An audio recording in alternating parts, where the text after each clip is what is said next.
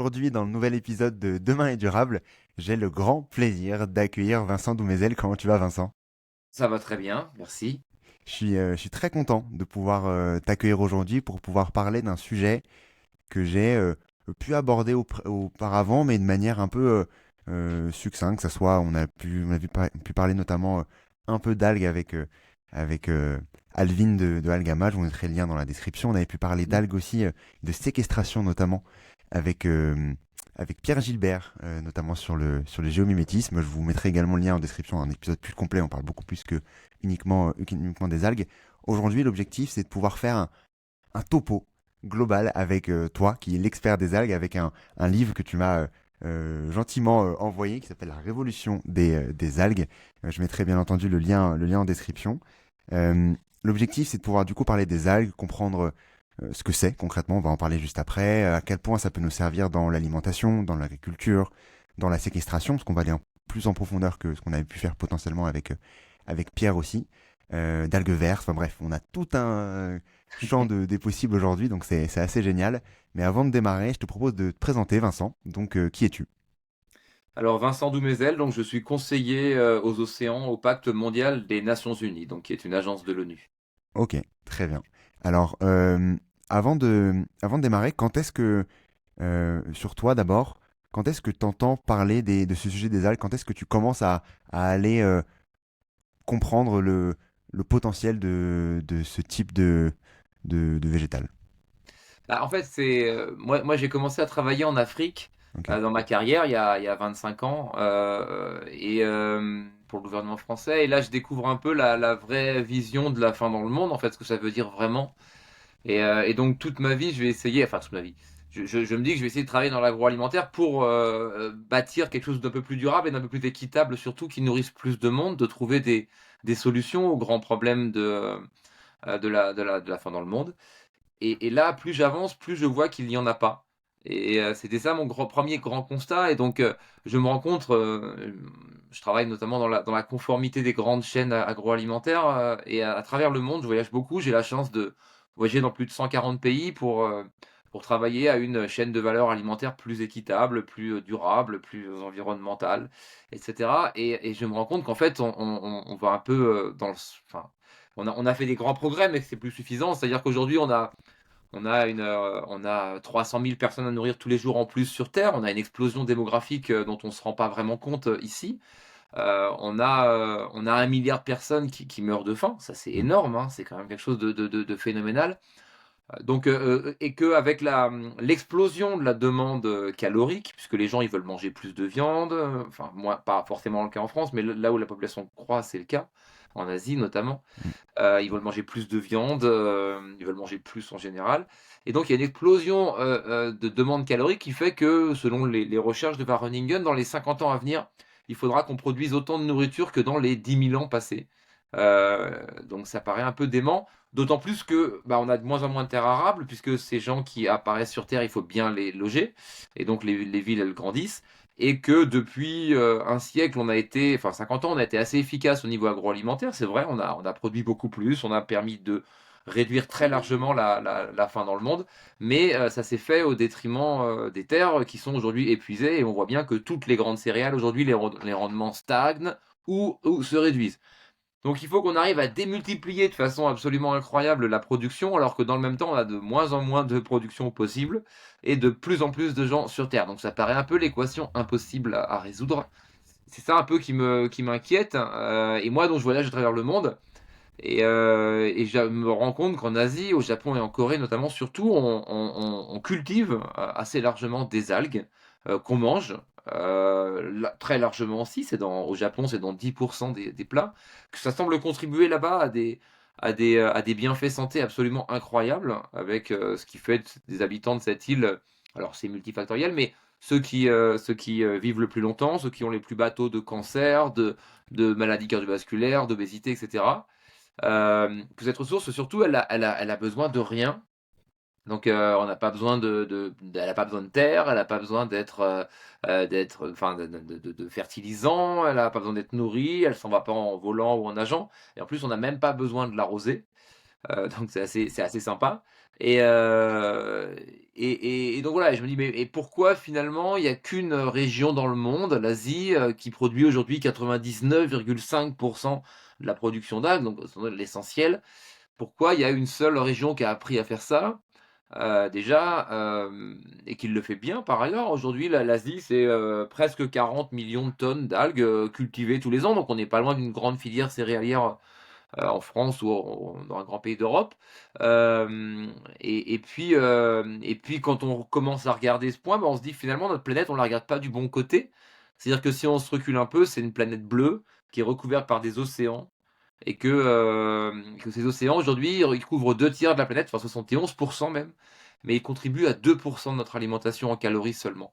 Donc il y a cette espèce de décalage énorme entre bah, finalement sur 29% de la planète, on a concentré toute la production agricole, enfin alimentaire, pour complètement négliger le reste, et qu'on est resté des chasseurs-cueilleurs dans l'océan, encore dans la préhistoire, vraiment, parce que finalement, quand on regarde enfin, ce qui caractérise la sortie de la préhistoire, c'est bien l'arrivée dans l'agriculture, il y a 12 000 ans, en Mésopotamie et ailleurs, où on passe du chasseur-cueilleur à l'agriculteur. Et ça, on ne l'a jamais fait dans l'océan. Et donc, cette prise de conscience, elle va arriver là, elle va arriver en 2014, ouais, il y a 10 ans à peu près pour moi, 15, en réalisant qu'il y a vraiment quelque chose à faire dans l'océan et que si on veut réparer les océans, surtout, puisqu'ils sont déjà largement victimes de nos activités humaines, bah, il faut commencer par le plus bas niveau trophique. Il faut commencer par le fondement. Et donc, ce fondement, ce sont les algues. La base de la vie dans les océans, c'est le plancton et les algues. Euh, et donc voilà, les algues étant un peu plus faciles à appréhender que le plancton, euh, qui est beaucoup plus complexe, je commence à m'intéresser très largement aux algues à ce moment-là. Voilà, c'est une longue réponse à une courte Non, non, question. pas du tout, pas du tout. Non, c'est pour comprendre en effet la compréhension disons d'un problème qui peut devenir potentiellement une solution avec ce sujet des algues. Avant d'aller dans le détail sur les bienfaits, en parler un peu de l'agriculture, etc. Et en effet de la différence le fait qu'on soit resté, disons, chasseur-cueilleur, comme tu disais, dans par rapport à l'océan. Euh, Qu'est-ce que c'est qu'une algue? Combien il y en a? Ah, Je sais que tu parles aussi de spiruline dans ton livre. Je voulais aussi démystifier cette partie-là, parce que c'est important ouais. de comprendre cette partie-là. Bref, Alors déjà, est-ce que tu peux nous redéfinir un peu tout ça? on va définir Ouais, d'un côté les microalgues, ouais. qui vont être les algues unicellulaires, donc microscopiques, où on va retrouver, la spiruline techniquement c'est une cyanobactérie, donc c'est un débat d'initié dans lequel je ne rentrerai pas à savoir si c'est une algue ou pas. Commercialement, en tout cas, ça plaît à tout le monde beaucoup plus d'appeler ça une algue qu'une bactérie, parce que je pense que ça se vendrait beaucoup moins si on appelait ça une bactérie. Mais en tout cas, bon, techniquement, c'est une bactérie. Mais bon, c'est les bactéries qui ont engendré les microalgues, donc bon, la limite est assez floue. Mais en tout cas, il y a la chlorelle, voilà, il y a plein de microalgues par ailleurs. Il y en a des centaines de milliers et on en connaît pas la moitié, je pense. Là, on en est vraiment qu'au tout début des microalgues et il n'y a pas vraiment de production de masse, si ce n'est pour un peu de nutraceutiques ou de cosmétiques. Par contre, les microalgues, on en a 12 000 environ, donc beaucoup moins. Par contre, évidemment, les volumes sont beaucoup plus importants. C'est des organismes multicellulaires, donc avec plusieurs cellules. Donc, c'est des végétaux en fait qui poussent dans l'eau. La caractéristique d'une algue, c'est qu'elle n'a pas de fleurs et elle n'a pas de racines. Donc, vous allez trouver dans les rivières parfois des plantes aquatiques, parfois des algues aussi. Il y a des algues évidemment partout, des algues vertes notamment. Mais il y a surtout, vous voyez surtout des plantes aquatiques dans les rivières. Et le point facile, voilà, c'est que si elles fleurissent, c'est que c'est pas des algues. Et elles n'ont pas de racines dans le sens où leurs crampons, elles sont constituées les algues d'un crampon qui leur sert à s'accrocher uniquement à leur substrat, que ce soit des rochers, du sable ou autre chose, ou un coquillage. Un stipe qui va être l'équivalent de la tige, Ok. c'est pas la même chose. Et puis des frondes ou des lames qui vont être la partie haute de l'algue, la plus visible, qui leur permettent de jouer le rôle des racines, c'est-à-dire de capter les nutriments de capter la lumière déjà pour réaliser la photosynthèse et de capter les nutriments dans l'océan pour grandir et grossir. Donc voilà, 12 000 types d'algues, toutes comestibles. Aucune algue n'est mauvaise.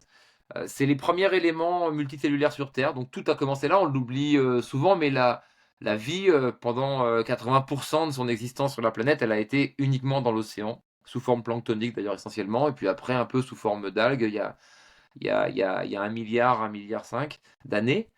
Et c'est seulement il y a un demi-milliard d'années qu'elle est arrivée sur Terre, d'ailleurs grâce aux algues. Et donc voilà, c'est les premiers éléments. On va les diviser entre les algues brunes, les algues vertes et les algues rouges. Ouais. Les algues brunes, c'est l'essentiel de ce que vous voyez en Bretagne quand vous marchez dans la mer, hein. Vous voyez beaucoup d'algues brunes, notamment. Les algues vertes, vous en voyez hélas aussi en Bretagne. Je pense qu'on y reviendra Mm. pour démystifier et surtout de rendre la vérité sur le sujet. Mais qu'est-ce que les algues vertes sont excellentes, mais il y en a trop en Bretagne, mais elles sont excellentes au demeurant. Et les algues rouges, bah, vous en connaissez aussi. Il y en a une qui est très connue qui s'appelle le nori, qui entoure les sushis que vous mangez dans les restaurants japonais. C'est ça qui est sûr, c'est que les algues, la couleur des algues correspond à une réalité biologique et pas forcément une réalité de couleur.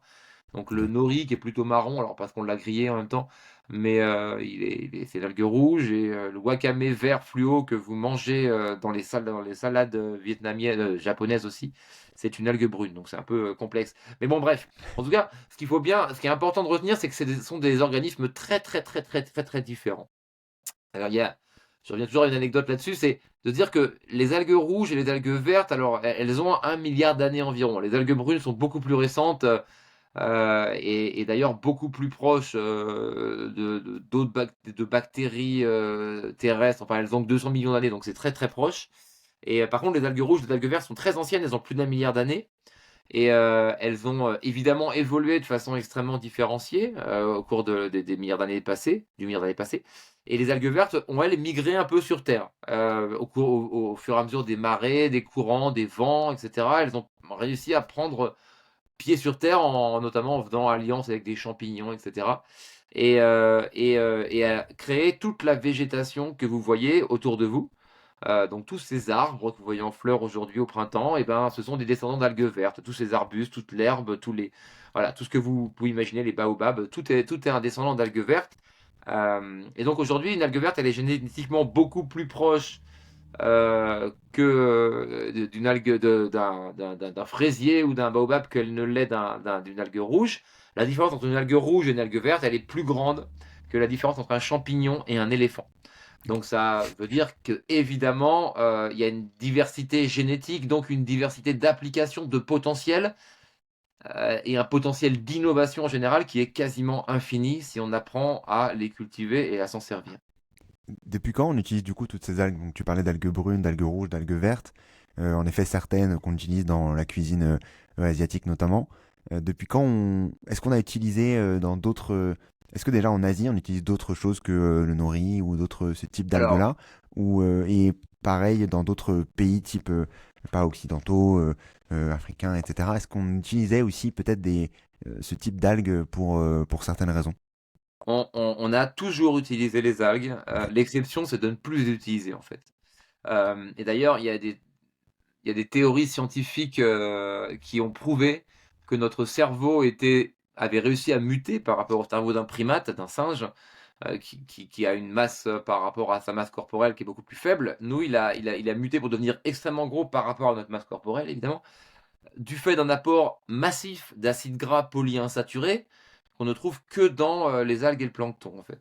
Donc, ce qui veut dire que la nourriture des premiers êtres humains, pendant des centaines de milliers d'années, parce que cet apport d'acides gras, il a dû se faire sur des milliers de générations, ça a été beaucoup, beaucoup grâce aux algues, en fait. Et ça, j'en parlais à un archéologue qui me disait que finalement, au 19e siècle, on a un peu copier-coller la conception de la société humaine qu'on avait, c'est-à-dire qu'on se dit, bah, la préhistoire, on a dû devenir intelligent, on a eu plein de protéines parce que les hommes ont été chassés des mammouths pendant que les femmes restaient avec les enfants dans les grottes.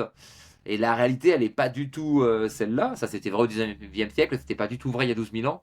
La réalité, c'était, enfin il y a 100 000 ans, c'était que les femmes, les enfants et les hommes cueillaient des petites algues et mangeaient des poissons sur le bord des littoraux. Et d'ailleurs, on a une très belle histoire sur l'autoroute des algues, qui est la première la première descente de l'humanité finalement le long de l'Amérique, hein, qui s'est fait sur la côte Pacifique en suivant les algues et pas du tout comme on le pensait jusqu'alors, c'est-à-dire avant, il y a une trentaine d'années, par la Terre.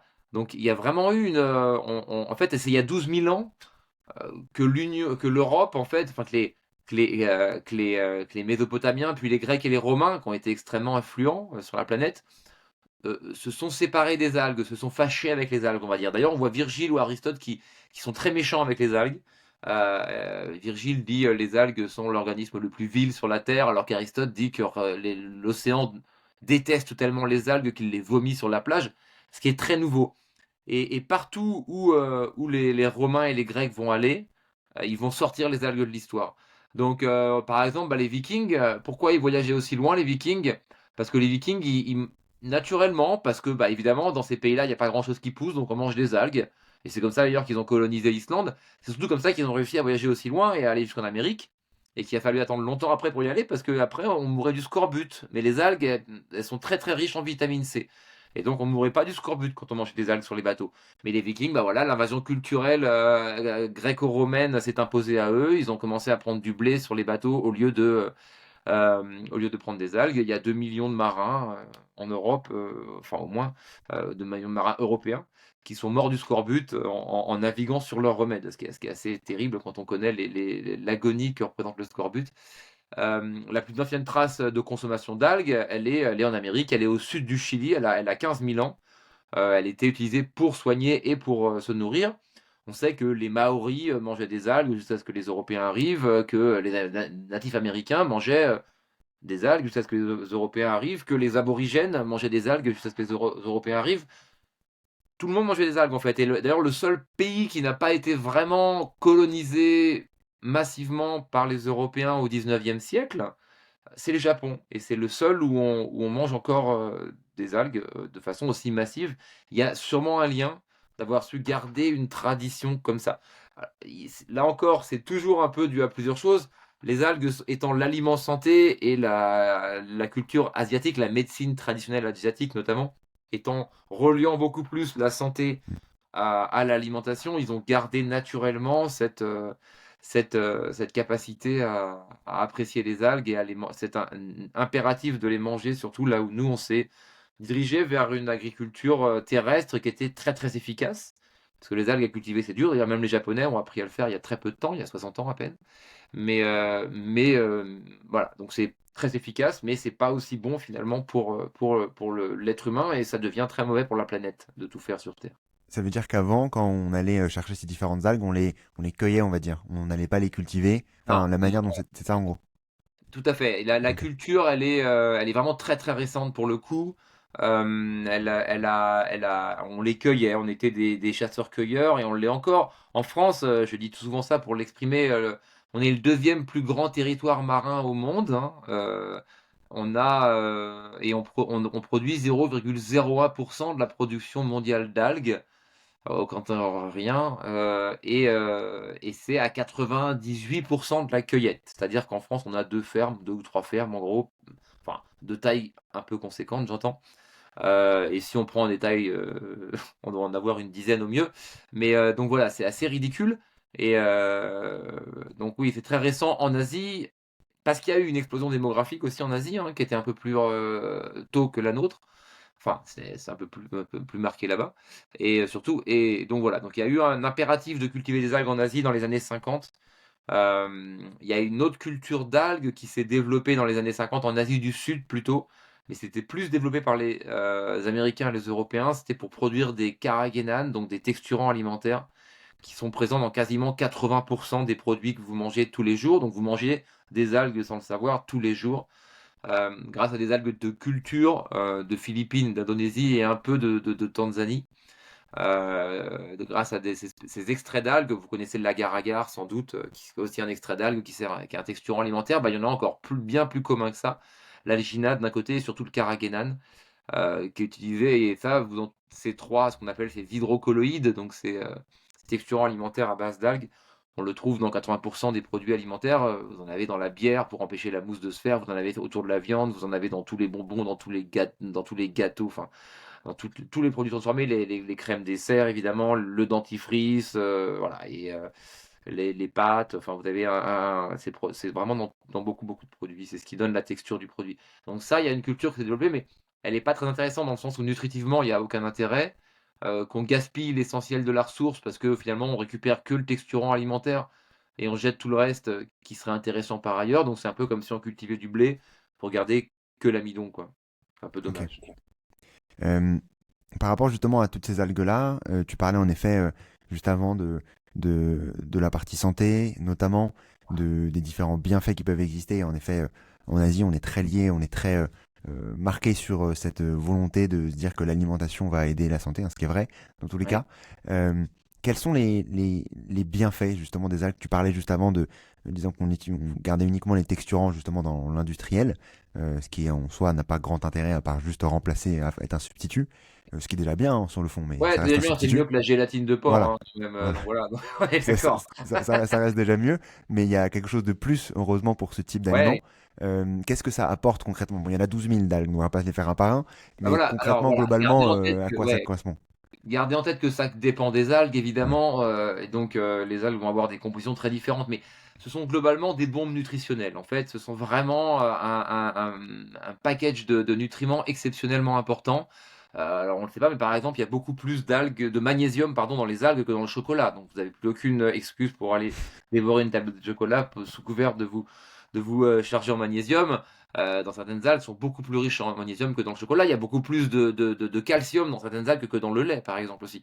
Donc il y a et puis on va même pas parler du zinc, de l'iode, des oméga 3 à longue chaîne, les EPA, DHA, qui sont dans des microalgues qu'on trouve du coup dans les algues.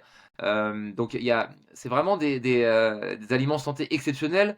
Elles sont naturellement antifongiques, antibactériennes, antivirales, anti-inflammatoires. Donc et ce sont les prébiotiques naturels les plus puissants au monde.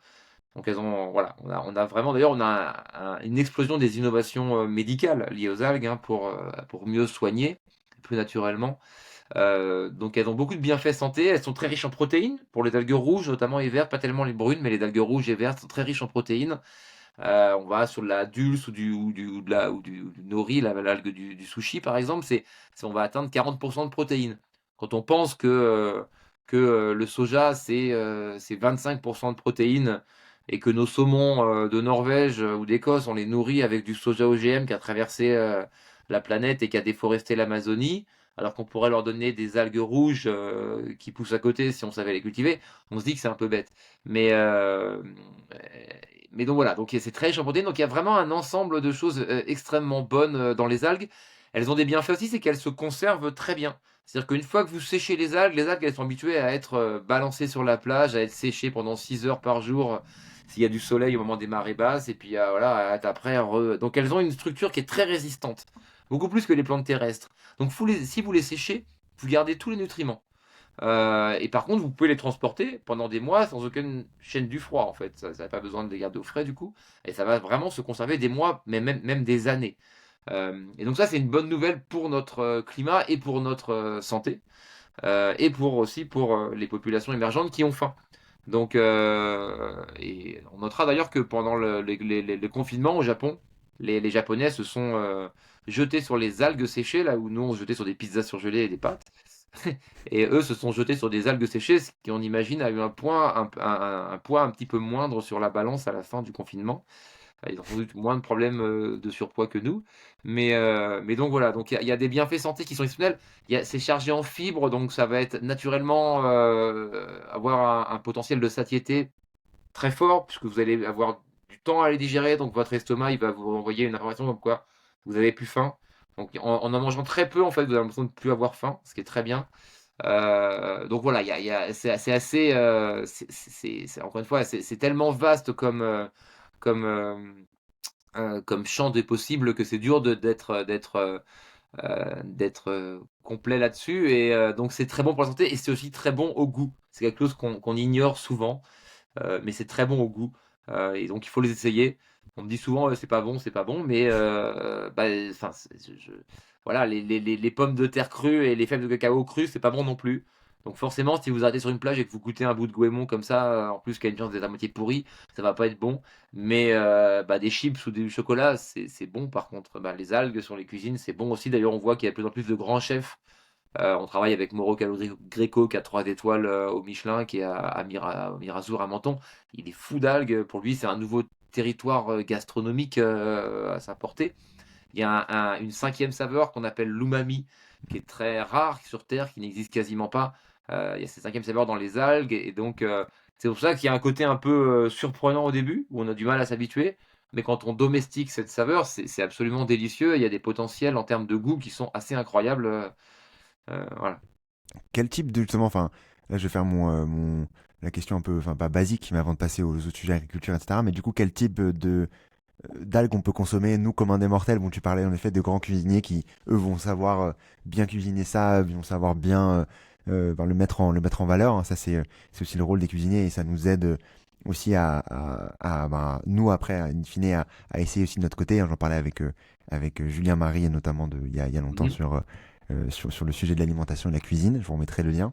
Concrètement, qu'est-ce qui existe dans le commerce qu'on peut, en effet, il y a les nourris, Alors, il n'y a mais pas grand-chose en effet. ouais, Alors déjà, où en trouver? Il faut aller dans les magasins bio essentiellement. ouais. Enfin, maintenant, il y en a un petit peu dans les Carrefour, dans les supermarchés, mais les magasins bio en ont, et surtout, il faut essayer de les prendre idéalement bah, de France, quoi. Enfin, alors, on les récupère séchés, on va avoir du wakame. Donc, ce qu'on retrouve dans les restaurants japonais, ce qu'on met beaucoup dans les soupes notamment, qui est très sympa, qui a un goût assez fort. On va trouver du nori, qui est rarement de France, parce qu'on on sait pas le cultiver encore. Le wakame, idéalement, il n'est pas de France, parce que c'est pas vraiment autorisé à la culture, à part dans quelques exceptions.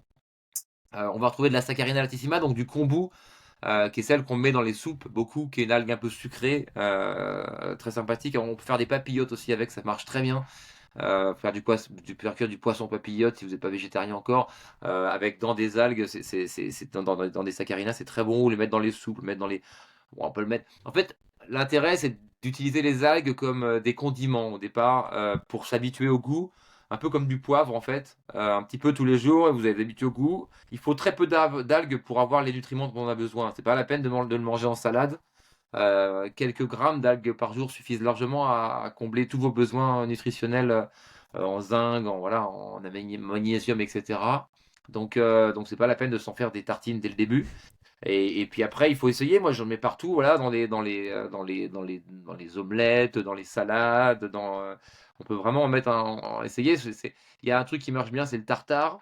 Le tartare d'algues, ça c'est assez facile. Vous coupez trois types d'algues, enfin vous prenez des types d'algues, trois types d'algues différents, petits morceaux en miettes, et puis vous mettez des huiles, de l'ail, ce que vous voulez, quoi, de l'échalote, voire du curry, etc. dedans, et c'est excellent comme tartinable. Et ils en vendent d'ailleurs des tout faits qui sont très bien aussi, hein. Il y a déjà des marques qui vendent de ça. C'est une bonne façon de commencer à s'y mettre, on va dire. Il y a de plus en plus de produits quand même. Il y a un produit qui est très sympa et qui est très facile, notamment pour les enfants. Euh, je sors un livre pour enfants, là, le 3 mai, là, Comment les Ok. algues peuvent sauver la planète. J'en profite pour en parler. Et donc, j'explique ça là-dedans aussi. Mais pour les enfants, il y a un truc qui est très simple, c'est les haricots de mer. Ou les spaghettis de mer, d'ailleurs, pour les enfants, on dit plutôt des spaghettis de mer. C'est des Immantalia, c'est leur nom technique, mais c'est des longues algues qui ressemblent à des très très longues spaghettis. Et ça a un goût relativement peu important, ça a plein de bonnes choses. Et ça ressemble vraiment à des spaghettis vertes, donc si vous mettez de la crème ou des choses avec, ça peut être vraiment très bon. Moi, j'ai une recette qui fait vraiment, qui surprend beaucoup et qui est toujours excessivement appréciée. C'est des spaghettis de mer avec du fromage de chèvre et de la mangue. C'est très surprenant, mais c'est excellent. Et je connais personne qui n'a pas aimé, à part si vraiment vous détestez la mangue, évidemment, ou le fromage de chèvre. Mais vraiment, c'est très sympa et c'est un bon moyen de vous le manger froid. Je conseille aussi de manger les algues froides au début. Le goût ressort un peu moins et donc ça permet aux papilles de s'habituer un peu à ce fameux goût de umami. Nickel. Bon, merci beaucoup pour. Je mettrai le lien de ton livre, en tout cas, Et vous avez des, le des titre. super marques en Ouais. France pour les citer, hein, Marinoé, Bord à Bord, Ok. Neptune à Paris font des choses très très sympas et il y a plein d'innovations qui se fait. Il y a une boîte qui s'appelle Zalg qui fait des espèces de cubes en algues comme des champignons un peu qu'on fait frire. Ils veulent créer la pomme dauphine de la pomme de terre mais en algues. Donc voilà, il y a plein d'innovations qui se font, donc allez regarder, il y a vraiment des choses chouettes. Nickel. Par rapport au sujet du coup de l'agriculture, t'en parlais justement. En effet, il y a pas mal d'algues, en tout cas, on ne sait pas encore produire de base. Euh, Avant de parler de pourquoi est-ce qu'on n'arrive pas à les produire, etc. Mais concrètement sur le l'avantage que peut avoir l'algue sur l'agriculture, t'en parlais aussi, notamment par rapport aux poissons, t'en parlais aussi juste avant. Quel avantage ça peut avoir de on a compris du coup pour la santé, pour l'alimentation, disons, Ouais. humaine. Et maintenant, quand on souhaite aussi, parce qu'on va dans tous les cas avoir de l'élevage, on va continuer à avoir tout Mmh, ça, de tout la à fait. pisciculture et autres, euh, comment est-ce que ça peut nous aider à réduire un peu cette quantité de soja et autres céréales qui ont des méfaits sur la planète qu'on connaît très bien?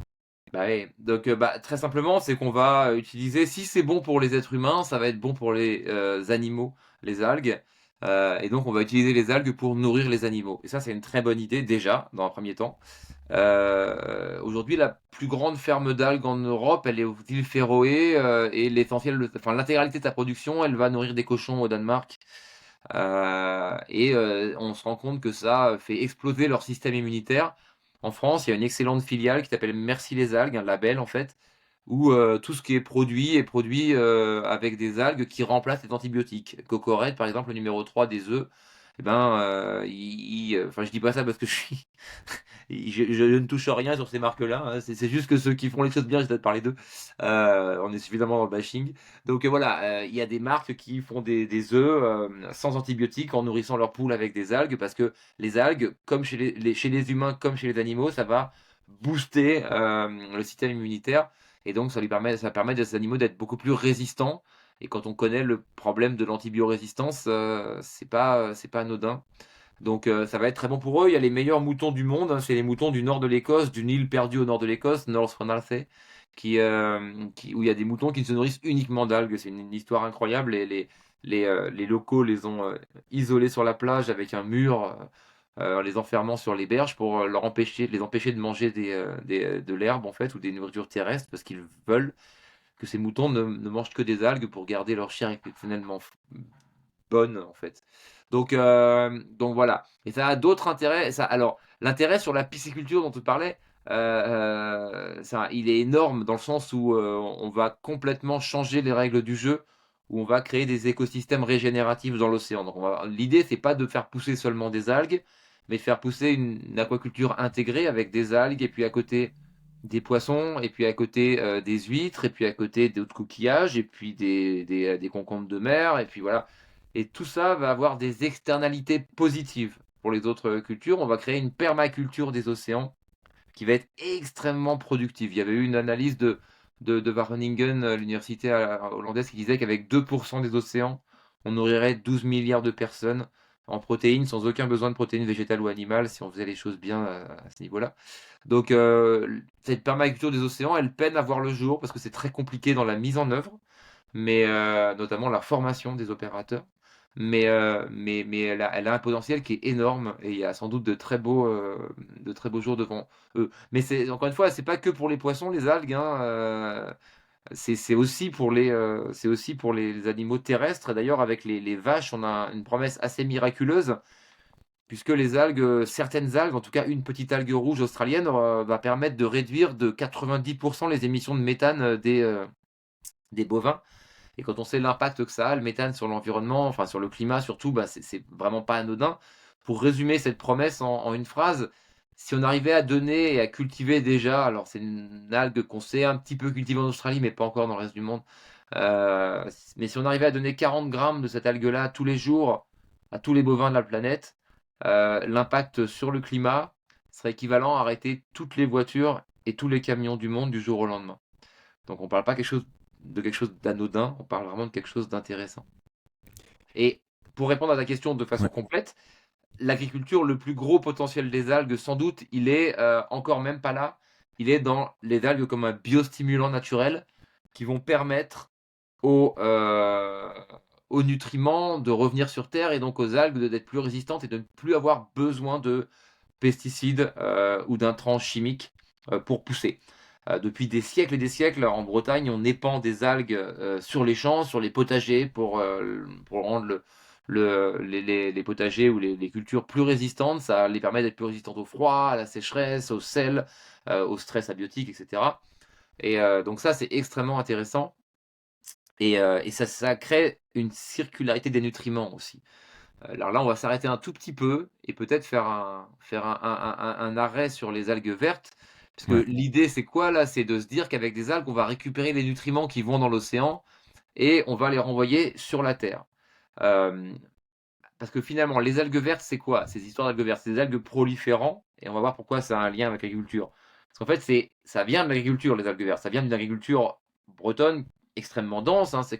La Bretagne, c'est 60% des cochons sur 8 français sur 8% du territoire, donc des élevages très denses, avec toute la culture que ça implique à côté. Et donc ces élevages et cette agriculture, ils vont avoir des externalités très fortes. On va balancer des phosphates et des nitrates dans les terres de façon massive. Évidemment, les plantes ne vont garder qu'un infime pourcentage de ces phosphates et nitrates qui vont arriver dans les sous-sols, dans les voies d'eau et aller dans les bassins versants.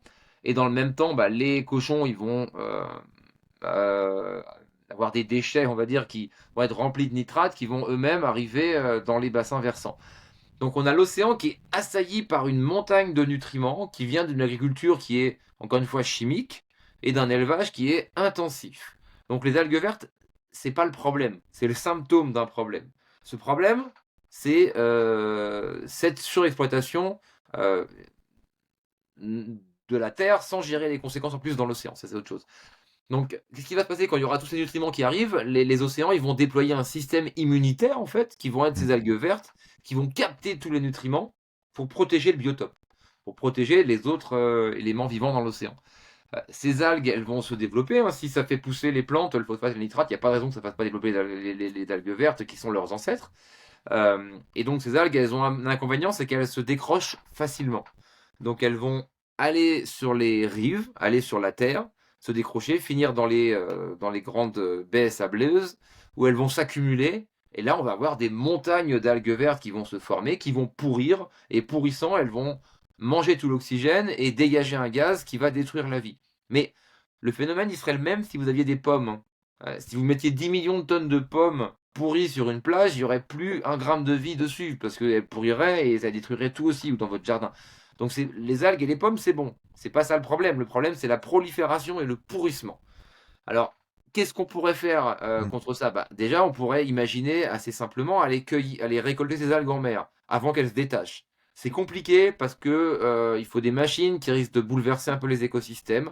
On commence à le faire un petit peu, on arrive à s'améliorer, mais c'était surtout impossible jusqu'à maintenant parce que le gouvernement, qui a quand même eu un rôle avec l'ensemble de la filière industrielle et agricole en Bretagne, assez important, on va dire, pour cacher ce scandale et cacher le lien entre algues vertes et agriculture intensive, et élevage intensif.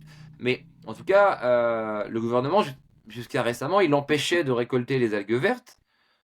Alors là, pour le coup, c'était partant d'une bonne idée, se dire, si on commence à valoriser les algues vertes qui sont le fruit d'une pollution, comment vous allez convaincre les cultivateurs d'arrêter de polluer en cultivant? Ils vont vous dire, bah ouais, mais Mm. regardez, ça crée des emplois sur la côte.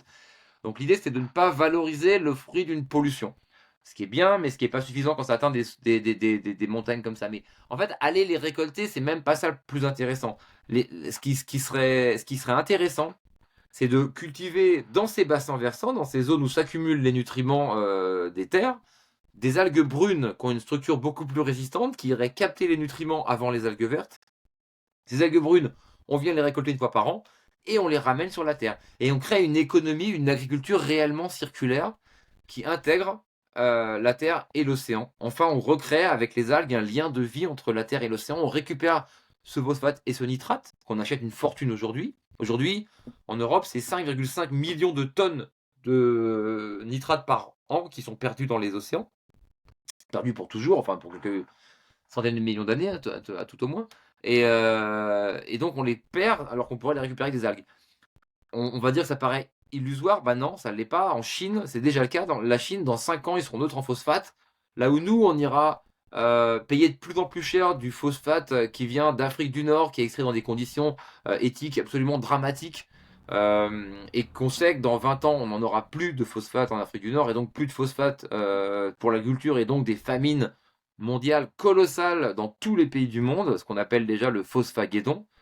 Et ben d'ici là, la Chine, elle sera neutre en phosphate. Elle aura appris à recycler tout son phosphate grâce aux algues, en cultivant dans les bassins versants où s'accumulent les résidus, les déchets de phosphate, des algues qui leur permettent de ramener les phosphates sur la Terre.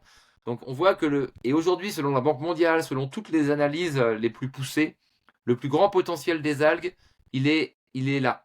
Il est de Ok. récupérer tout ce qui vient de la Terre et de le ramener sur la Terre pour éviter que ça se perde. Il n'y a pas de déchets, il n'y a que des bioressources mal exploitées ou pas exploitées. Donc ça veut dire qu'en gros, si on reste du coup sur cet exemple-là de l'algue verte, c'est-à-dire qu'en gros, si tu rajoutes d'autres types d'algues, si tu pars du principe que tu mets un autre, disons, concurrent à l'algue verte, que tu vas du coup cultiver à côté, ça va, disons, prendre aussi ces nutriments-là et les remettre après, in fine, dans l'agriculture, etc., pour faire en sorte que ça fasse une Exactement. circularité, quoi. Exactement. Et on va évidemment cultiver des algues locales, jamais introduire d'algues non locales. On va préserver les écosystèmes. Et donc cultiver une algue locale qui vit déjà là, mais qui va être plus robuste, donc qui ne se détachera pas, c'est le premier avantage, qui va absorber les nutriments en premier, donc il y aura toujours des algues vertes, mais elles vont rester en nombre raisonnable. Et ces algues-là, qui sont robustes, on pourra les récolter facilement. On va les accrocher à des fils. On n'a pas parlé comment c'était une ferme d'algues, mais en gros, vous tirez des fils dans l'océan, vous laissez pousser, vous les ensemencez d'algues avant de les tendre, et puis les algues elles vont pousser, et puis voilà, et puis vous les coupez quand elles sont un peu grandes, quoi. Donc c'est très très simple, hein, il n'y a besoin de rien du tout pour cultiver Enfin, il y a besoin de comprendre comment ça marche, mais une fois que vous avez compris le problème des semences et de comment elles se protègent et de tout ça, bah, c'est très simple. Vous les laissez pousser tranquillement. Il leur faut de l'eau salée, du soleil et un peu de nutriments, et ça roule. Et donc là, tu parlais en effet donc ça de ce type en effet de ferme qui peut exister pour notamment tu disais en Chine en effet pour récupérer tous ces nutriments. Tu parlais aussi juste avant de la permaculture en mer, etc. Est-ce qu'il y a des zones où ça existe déjà disons des sortes de fermes marines Il y a des zones, alors il y a des fermes d'algues assez importantes. Il y a pas mal de projets en ce moment, notamment avec la France, qui a sorti une feuille de route il y a quelques semaines, pour le développement de la culture d'algues. J'espère que nous, au sein de notre coalition qu'on a formée, donc on a eu un rôle là-dedans. Mais il n'y a pas beaucoup encore une fois, il n'y a pas beaucoup d'exemples à très grande échelle au niveau commercial. Et on se heurte là à des problèmes réglementaires, beaucoup à une immaturité réglementaire très forte, avec des difficultés d'avoir des licences qui sont très importantes pour faire ce genre de ferme. Parce que ça n'a jamais été fait, qu'on ne connaît pas, et donc les autorités sont très très très très réticentes. Des contraintes aussi d'ordre éducatif, c'est-à-dire qu'aujourd'hui, ben, quelqu'un qui a une ferme, enfin qui est un ostréiculteur, il sait pas cultiver des algues, et il sait encore moins les vendre et à qui les vendre. Donc bah, c'est compliqué pour lui de faire les deux. Donc voilà, de cet ordre-là. C'est ça aujourd'hui, on est très dans le pratico-pratique sur la mise en place de cette solution. et donc tu disais justement des réglementations, ça veut dire que c'est une méconnaissance ou c'est certaines algues qui potentiellement, enfin tu disais que toutes les algues pouvaient potentiellement être mangées ou en tout cas être utilisées Ouais. pour l'être humain ou pour d'autres espèces. C'est vraiment une question de méconnaissance qui fait que certaines sont interdites ou pas boostées. Après, bien entendu, tu as le fait de ne pas le faire comme tu disais parce que certains Mm. ne pourront pas le faire parce que c'est difficile de le faire. Mais d'un point de vue à la base, disons, la réglementation, c'est vraiment uniquement ça. Ah bah, les réglementations sont très très restrictives, on va dire, à tout du moins, beaucoup plus qu'au Japon, par exemple, hein, qu'en Asie, où on a une belle expérience. Sur l'iode, par exemple, on a des taux de tolérance à l'iode, selon la réglementation, qui sont très très bas. Parce qu'on se retrouve dans une situation absolument ubuesque où les productions parfois elles sont trop hautes, et donc les producteurs français vont aller exporter leurs algues au Japon où les tolérances sont bien plus élevées, pour ensuite les ramener en France, puisque une fois sur le marché japonais, elles sont valables sur le marché français. Donc là, on a vraiment un travail, mais qu'on a commencé aussi à notre niveau avec la FAO pour essayer d'harmoniser un peu ces réglementations-là. Mais il y a une vraie méconnaissance, et puis il y a surtout un problème de méconnaissance à cultiver les algues et comment le faire et comment les cultiver. Ça, c'est sans doute le plus grave des problèmes. C'est un déficit de science énorme sur la culture d'algues. Il y a un chiffre que je cite souvent, l'INRA aujourd'hui, elle emploie 550 chercheurs sur 2 types de blé qu'on cultive depuis environ 10 000 ans. Pendant que la recherche en France a environ 70-80 chercheurs qui travaillent sur 12 000 types d'algues différents très très différents qu'on a commencé à cultiver il y a 20 ans. Donc, essayer en tout cas. Donc voilà, il y a un déficit de science qui est colossal là-dessus. Là, c'est sans doute le plus grand frein, quoi. L'autre sujet par rapport aux algues, donc on a parlé d'alimentation, on a parlé de l'agriculture, on a parlé des algues vertes, donc merci d'être revenu dessus euh, avant que je l'aborde. Sur l'autre thématique, c'est la séquestration. Tu parles notamment dans ton livre du sujet de l'azola, bon, qui est pas, ce que j'ai compris, ce qui est pas en tout cas une algue, mais en tout cas donner cet exemple-là, qui est en gros un végétal qui a permis d'aller séquestrer une grande quantité de Ouais. CO2 avant de le mettre au fond des océans. En gros, l'algue pourrait jouer potentiellement cette, ce, ce rôle-là aussi. Quel potentiel a l'algue dans le refroidissement, en tout cas dans le captage de gaz à effet de serre massif? C'est très dur à dire à l'heure actuelle. Encore une fois, on a un manque de science sur le sujet qui est flagrant. Ce qui est sûr, c'est que les algues, elles captent du CO2. Les algues sauvages dans le monde absorbent autant de CO2 que les émissions de la France et de l'Angleterre aujourd'hui. Donc c'est déjà pas mal. Qu'elles ont un fort potentiel à décarboner l'économie en remplaçant les fertilisants, en réduisant les émissions de méthane. On parlera peut-être du plastique aussi, en remplaçant le plastique. Mais donc elles ont un potentiel à décarboner l'économie et sans doute aussi à séquestrer du carbone en l'envoyant au fond des océans. Finalement, la Azola dont tu parlais, c'est un mécanisme exactement qui illustre bien ce phénomène. Une algue, quand elle pousse, elle va perdre beaucoup de biomasse, comme nous, quand on a sujet à des frottements, on perd des cellules de peau. Ben, les algues, elles sont en permanence sujet à des frottements. Et donc 50% de leur biomasse de croissance, elle va être perdue, dissous dans l'océan, c'est du carbone dissous.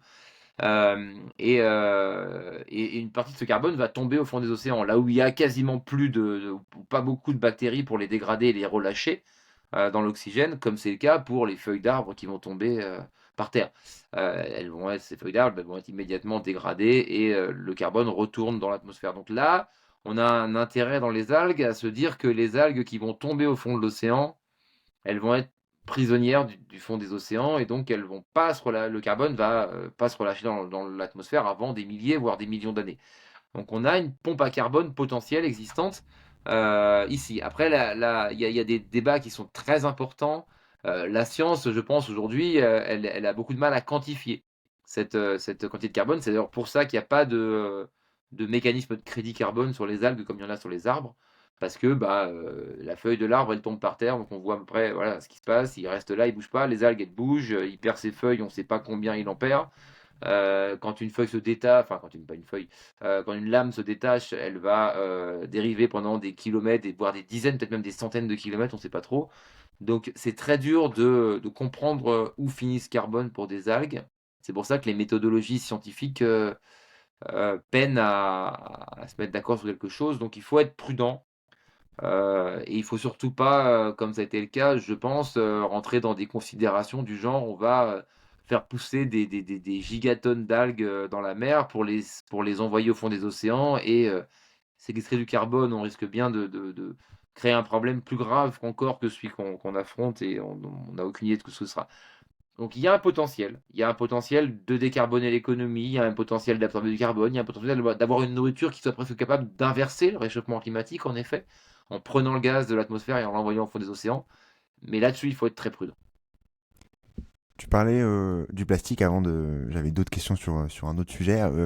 Tu parlais du plastique. Comment est-ce qu'on peut, avec les algues, remplacer le plastique? C'est très simple en fait, hein. On parlait des algues sédimentées au fond des océans. Le pétrole, c'est des algues qui ont sédimenté au fond des océans. Et donc finalement, c'est le pétrole avec lequel on fabrique le plastique, ce sont des polymères présents naturellement dans les algues. Donc ces polymères, il suffit de les extraire d'algues vivantes cette fois-ci et de faire des plastiques. Alors là, pour ceux qui me regardent, voilà, ça c'est un morceau, c'est de l'algue pure. En fait, si j'avais des dents assez fortes, je pourrais le manger. Et ça, alors c'est souvent c'est un sachet en plastique en fait où il y avait de Ok. l'huile à l'intérieur et j'ai mangé un bout du sachet. Voilà, c'est un sachet qui est biodégradable, compostable et comestible. Donc là, c'est de l'algue pure en fait. Et notre plat, qui est un peu l'entreprise leader aujourd'hui, même s'il y en a d'autres, hein, Flexi, Ranova, Bizios, qui travaillent sur ces solutions à base enfin, pour remplacer le plastique. Notre plat a eu le Earthshot Prize du prince William, qui est un peu le prix d'excellence environnementale au niveau mondial aujourd'hui, pour son travail. Notre plat, ils ont remplacé au marathon de Londres, ils ont remplacé tous les gobelets en plastique par des bulles en algues qu'on gobait et on mangeait le contenant et le contenu, enfin le verre d'eau, quoi, et puis le verre, enfin le contenant. Donc, c'est une bulle en l'occurrence. Donc voilà, donc il y a des innovations de rupture là aussi qui sont là.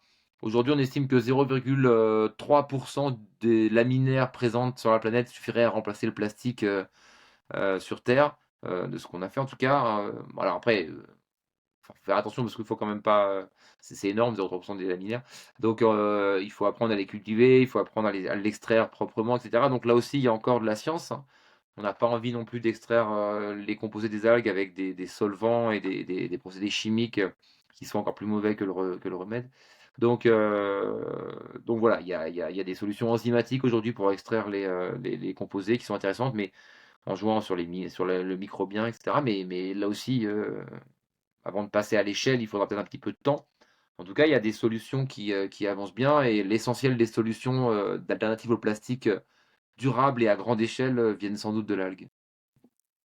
Tu Il parlais n'y a pas que justement. d'ailleurs, hein, il n'y a pas que parce que il y a le coton par exemple aussi. Le coton, toutes les matières polluantes pourront être remplacées par les algues. Le coton, c'est très mauvais, c'est 2% je parle même pas des fibres synthétiques, des matières synthétiques qui sont des microplastiques, mais même le coton, c'est 2% des terres cultivées, 25% des herbicides et 10% 25% des pesticides et 10% des herbicides, pardon. Donc c'est très très chargé et enfin, ça consomme beaucoup de produits chimiques et c'est très chargé en produits chimiques. Et aujourd'hui, on a une filière de la mode qui s'intéresse de plus en plus aux algues pour avoir des matériaux vraiment durables, vraiment respectueux de l'environnement. Et d'ailleurs, la forte teneur en produits chimiques explique aussi pourquoi une des startups les plus avancées dans tout ce qui est le coton à base d'algues, c'est une marque de tampons périodiques uniquement en algues, puisque finalement, bah, avoir un produit chimique dans la partie la plus absorbante du corps, c'est pas forcément une très bonne idée. Et donc avoir un matériau naturel comme l'algue, c'est une bonne chose. Donc c'est Wild, dans l'occurrence, un VYLD, c'est une start-up allemande qui fait ça. Et c'est vraiment très chouette ce qu'ils font. Et voilà.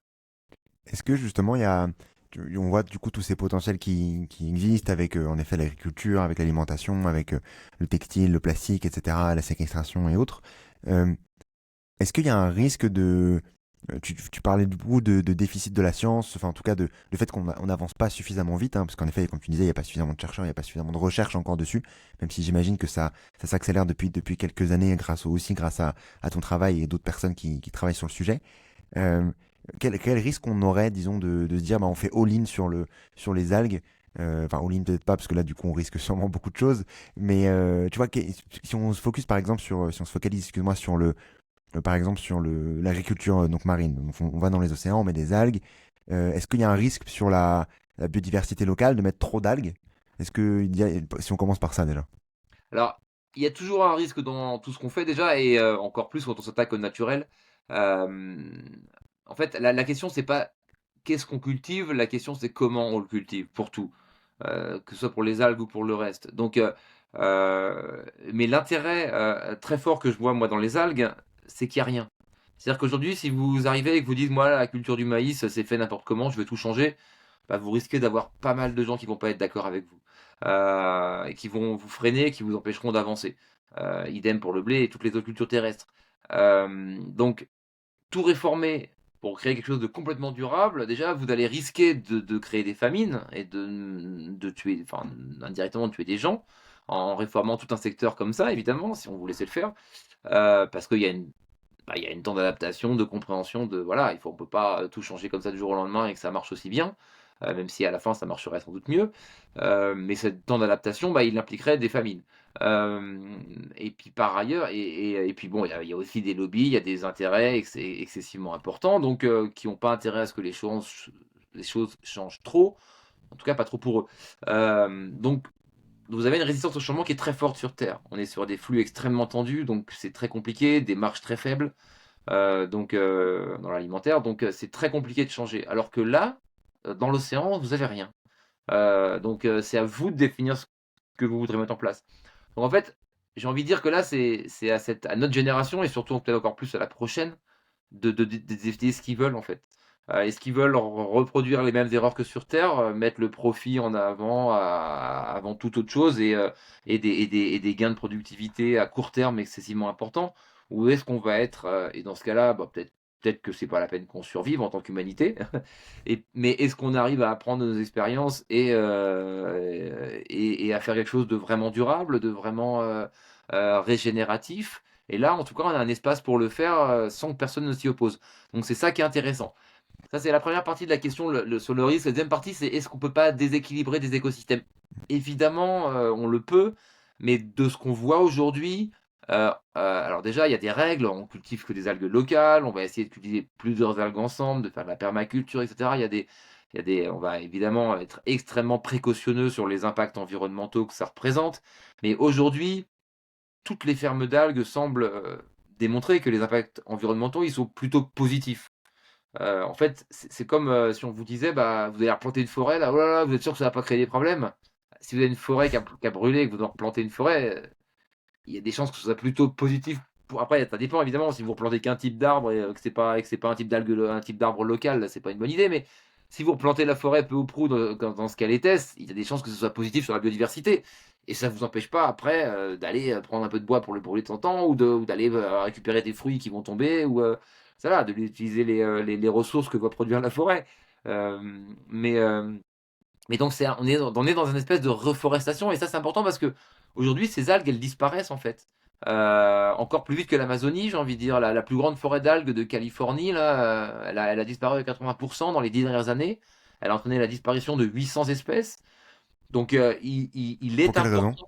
Alors c'est un réchauffement qui a fait que l'étoile de mer, une étoile de mer qui mangeait les oursins, donc l'étoile de mer a disparu dû à un réchauffement climatique et les oursins ont proliféré, les oursins ont brouté toutes les algues et il n'y a plus une seule algue ou presque dans la région. Donc avec tout l'impact écosystémique que ça a, en fait, faut pas penser que. Moi, souvent, on me dit oui, on va aller faire le bordel dans les océans comme on l'a fait sur Terre, mais on le fait déjà, très, très, très, très largement. On considère l'océan comme une grande déchetterie. On s'imagine que c'est immense, mais ça l'est pas du tout.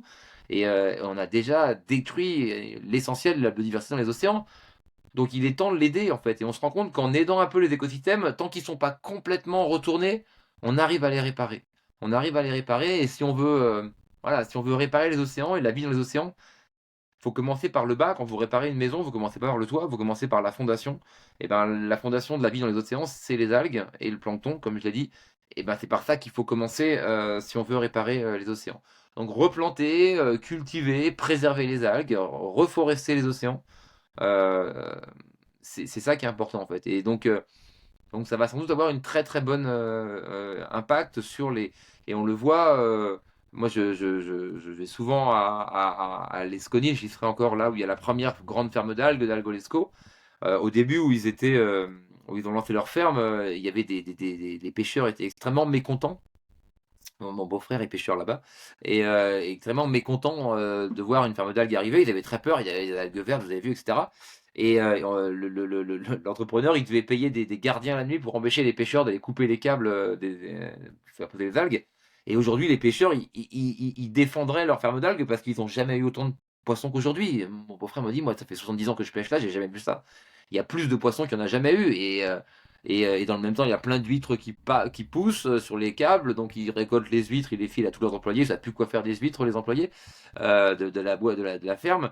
Donc voilà, donc il y a toute une vie qui renaît, quoi. Et c'est ça qui est très très très important en fait. Tu, euh, Tu parlais notamment de ces différentes algues, dont en effet on est capable de les cultiver, en tout cas ça prend en tout cas de l'emploi progressivement. Où est-ce qu'on concrètement, si on se projette d'un point de vue mondial, est-ce qu'il y a des régions, donc la Bretagne, je comprends que c'est une des zones qui pourrait en effet développer massivement ce sujet-là, qu'elle soit pour contrer par rapport aux algues vertes, mais aussi parce que l'environnement est fait pour. Est-ce qu'il y a d'autres pays, d'autres régions dans le monde qui pourraient du coup prendre le virage de l'algue, disons? Bah, je dirais à peu près, tous ceux qui ont un océan, et qui ont une mer brassée, pas trop fermée, donc c'est pour ça que la Méditerranée, c'est pas top. C'est pour ça que les Romains et les Grecs ont pas aimé, parce qu'on imagine qu'il y a eu des problèmes dus au fait que ce soit une voilà, une mer fermée, sans brassage, sans marée, polluée et cetera. Mais voilà, la Bretagne, c'est excellent. Le Canada a un potentiel monstrueux, le Groenland, l'Indonésie, toute, l'Amérique centrale, le Chili. Le Chili fait un potentiel absolument incroyable. L'Afrique du Sud, on a un projet incroyable aujourd'hui en Namibie, par exemple. Il y a des zones, on pourrait même, parce qu'en fait, normalement, une algue, elle a besoin d'un substrat, donc quelque part où pousser, à part pour deux types d'algues, les sargasses, les connues, qui poussent sans substrat, mais sinon elles ont besoin d'un substrat et elles ont besoin de nutriments du sol et de la lumière du soleil. Donc généralement, c'est dans des zones où on n'est pas trop loin, enfin dans des zones un peu côtières où il n'y a pas où il y a pas des profondeurs trop grandes. Maintenant, il y a des zones où un peu spécifiques qu'on appelle des upwelling où les nutriments remontent à la surface. C'est le cas au large de la Namibie. Et là où on peut imaginer des fermes d'algues absolument pharaoniques, en fait, avec des câbles dans l'océan qui permettraient de faire pousser des forêts sous-marines absolument incroyables, quoi. Donc non, un peu partout dans l'océan. Enfin, il faut pas que ce soit évidemment là où il y a des grands fonds et où il n'y a pas de pooling, on ne pourra pas faire pousser d'algues, mais en côtier, un peu partout. Et il faut surtout l'intégrer aux aquacultures déjà existantes, sans doute, en premier lieu. Ce qui Euh, permettra d'ailleurs euh, d'apporter une source de revenus et d'emplois complémentaires dans ces zones où les ressources de la pêche vont disparaître. On est dans des régions, si on prend Madagascar, si on prend la Corne de l'Afrique, etc., où les populations s'agrègent dans une misère crasse sur les littoraux, mais bah, et ne faisant qu'aggraver les problèmes environnementaux, ne faisant qu'aggraver la surpêche, et dans quelques années, il n'y aura plus rien. Donc aujourd'hui, les algues, elles représentent un énorme capital de développement pour ces populations-là. Et on pourrait parler, ce serait l'Indonésie, ça a été ça en fait, hein. On a vu que le boom de l'algue, il est encore plus présent avec le Covid parce que bah, tout à Bali, tous ceux qui travaillent dans le tourisme, ils se sont mis à travailler dans les algues en fait.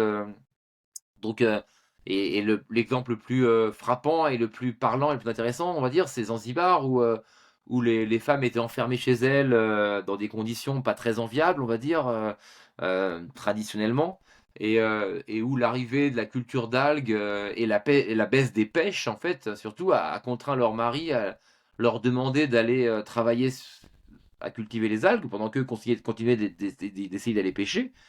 Et aujourd'hui, ben, elles font plus d'argent que leur mari. 80% des revenus des algues, qui est la troisième ressource de Zanzibar, 80% de ces revenus vont aux femmes.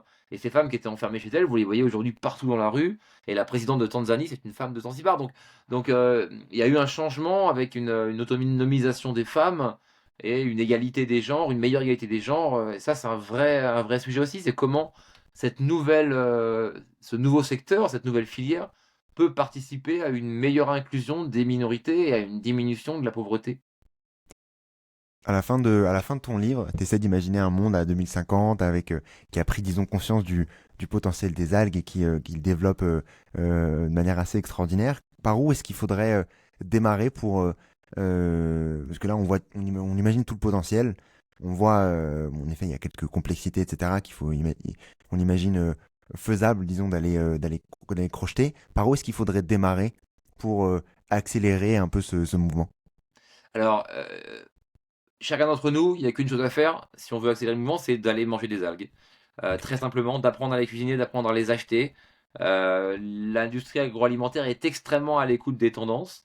Donc, plus il y aura de gens qui iront essayer de cuisiner des algues, en fait, aujourd'hui, la grande ferme d'algues dont je parlais, elle est opérationnelle à 20% parce que de toute façon, ils n'ont pas de marché en France pour acheter plus que ça, en fait, quoi. Il n'y a pas un marché de gens qui consomment des algues qui est énorme. Donc, le premier truc, c'est d'en parler autour de soi, et c'est pour ça que je suis là ce soir. C'est d'en parler autour de soi, de communiquer. On est tous des acteurs du changement. À chaque fois qu'on mange et on vote un peu pour le monde de demain, eh ben, votons pour les algues. Alors, faisons un effort, essayons de comprendre ce que c'est, et essayons d'en donner, essayons d'apprendre à nos enfants comment ça peut se faire, etc. Et voilà, et il y aura un changement qui va se permettre. Après, tout le reste suivra, je dirais. Si on crée un marché, le reste suivra. Il y aura plus de scientifiques pour les étudier, il y aura des réglementations plus pertinentes, plus d'investissements des États, plus de recherche pour aussi mieux décomposer les algues en sous-éléments. Tous ces il y aura plus de facilité à avoir des permis pour cultiver les algues. Tout le reste va suivre, mais comme toujours en fait, hein, la base, elle a quand même un pouvoir de décision qui est là. On vote et ben, votons algues. Voilà, chacun d'entre nous, c'est ce qu'on peut faire et c'est ce qu'on doit faire, je pense. Vincent, je te propose de passer aux questions de fin. Bon là, tu as parlé un peu d'action avant, peut-être que tu me trouveras une autre action à mettre en place aussi. D'abord, je te propose de commencer par la première question. Est-ce que tu as un contenu à nous partager qui t'a marqué?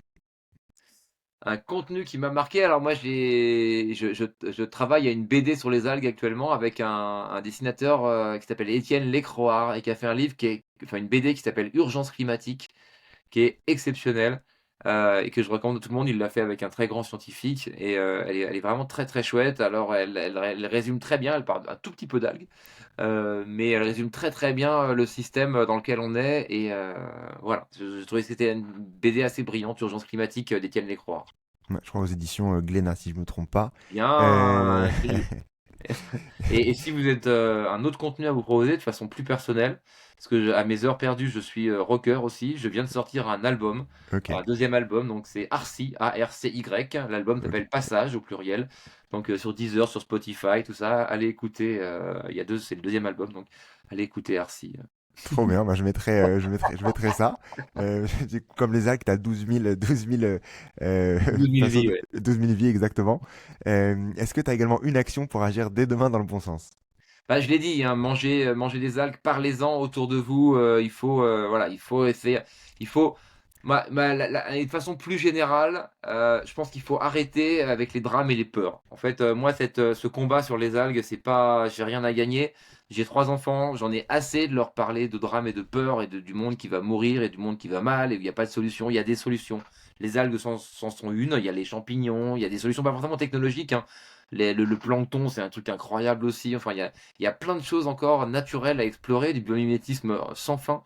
Donc, moi, je veux dire, si je joue au tennis, hein, si je joue au tennis, que je rentre sur le terrain en pensant que je vais perdre, je gagne jamais, ça c'est sûr. Ah, parfois, quand je pense que je vais gagner, parfois je gagne, parfois je perds, mais parfois je gagne. C'est pareil, là, on a une chance de gagner, mais il va falloir y croire, il va falloir arrêter de se dire que tout est perdu et de convaincre la génération d'après que tout est perdu. Et enfin, est-ce que tu as un ou une invité que tu recommanderais dans le podcast?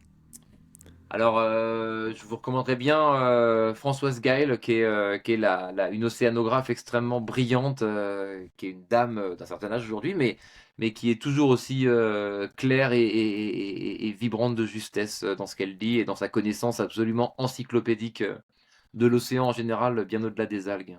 Nickel, très bien, bah, elle sera contactée. Merci beaucoup une nouvelle fois, Vincent, pour ton temps. Je vous recommande encore une nouvelle fois La Révolution des algues. Je vous mettrai bien entendu le lien dans la description. Un livre où on va beaucoup plus loin que ce qu'on a pu faire pendant une heure, bien entendu, puisque c'est un livre de plus de 300 pages. Je vous le recommande vraiment. Il est facile à lire et agréable pour voir en profondeur toutes les histoires qui existent sur les algues et ce qu'on peut en faire. En tout cas, une nouvelle fois, merci, Vincent, pour ton temps Merci beaucoup et à très vite. et mangez des algues.